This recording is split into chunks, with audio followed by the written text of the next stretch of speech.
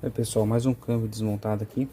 Esse câmbio a gente substituiu porque roncava todas as marchas. Pode ver aqui, ó, nos rolamentos, ó.